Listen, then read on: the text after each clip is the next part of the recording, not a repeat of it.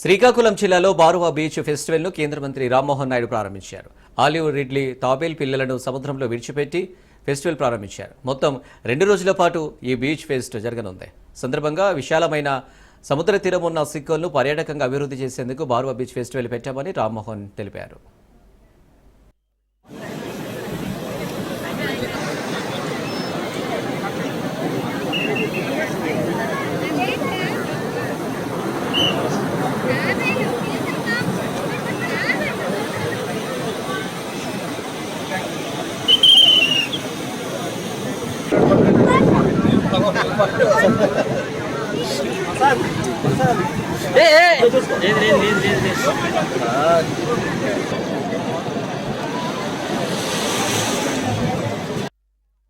మరి జిల్లా కలెక్టర్ గారు, అలాగే మన స్థానిక శాసనసభ్యులు విప్వర్యులు అశోక్ బాబు గారు, అలాగే జిల్లా తాలూకా ఆఫీషియల్స్ అందరూ కూడా కలిసికట్టుగా ఒక మంచి ఆలోచనతో ఈ యొక్క ప్రోగ్రామ్ని నిర్వహిస్తున్నాం.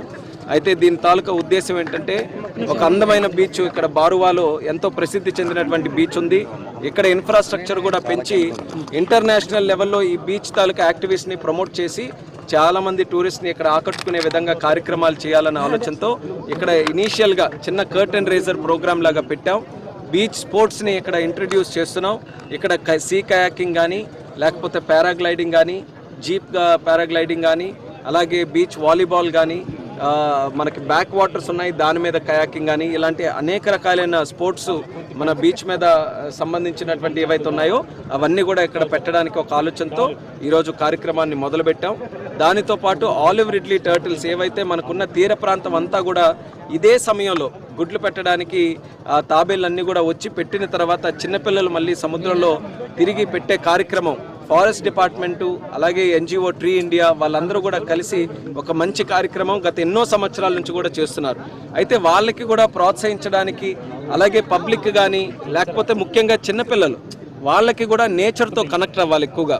మనం ఒక్కరిదే కాదు, ఈ యొక్క ప్రపంచం, లేకపోతే ఈ భూమి, ఈ పంచభూతాలు మనతో పాటు అనేక జీవులు పంచుకుంటున్నాయి. అందరినీ కూడా సంరక్షించుకోవాలి, అందరినీ గౌరవించుకోవాలనే పద్ధతిలో ఆలివ్ రిడ్లీ కన్జర్వేషన్ ప్రోగ్రామ్కి కూడా ఈరోజు ఒక చిన్న కార్యక్రమం దీంతో